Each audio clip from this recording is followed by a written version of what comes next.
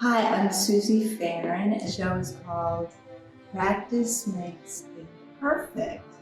And that's because my stitching, no matter how hard I try, is always imperfect. And these are some of my newest pieces, and they're different from some of the pieces I've made in the past because they're much more colorful. I found myself more attracted to color lately, just because it just makes me happy to look at some of these things. So they're just scraps. When I begin a piece, I don't have the end in mind. I don't know really what I'm going to do. So I just start sewing pieces together. And then as the piece begins to take shape, I sew other pieces. And then when I'm done, I'm finished. And I never know when I'm done until I just stop because something else catches my hands.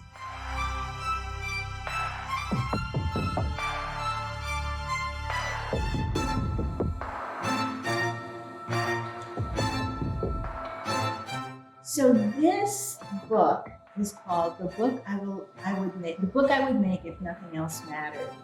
And the really fun thing about this was that it was a project of the Missouri Fiber Artists where we were supposed to make a book. It didn't matter what kind it was going to be in a show. I think it was in person in Kansas City. And knowing that I didn't have to worry about anything, no matter how ugly or imperfect this book would be, it was going to be in this show. So I just gloried in the freedom. And it's like the ugliest book in the world, but it's all over the place and it's not perfect like books often are. And it just makes me happy because I could do whatever I wanted. So this piece is called We Covet What We See Every Day, Clarice. And it's a quote from The Silence of the Lambs that I always loved when Hannibal Lecter is trying to give Jodie Foster clues about who the murderer is.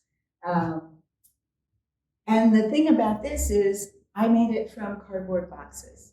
And that's what I see every day in our studio at home. And I just had to do something with the cardboard boxes. So I took a printmaking class and printed a bunch of images and put them on the cardboard and just made something totally fun.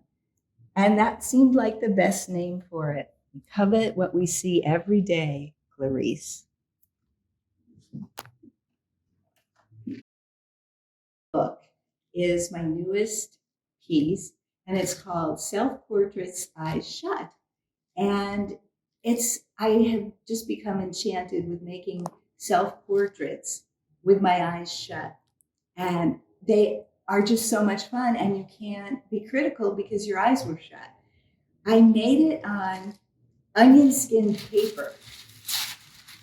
Can you hear how good it sounds? I love that. And so it's all these self-portraits on cloth, and then a whole bunch of self-portraits on onion skin paper. And this is something everyone should try, just making these self-portraits with your eyes shut and just sort of feeling around the paper, because I think they're just so primitive and they're so expressive.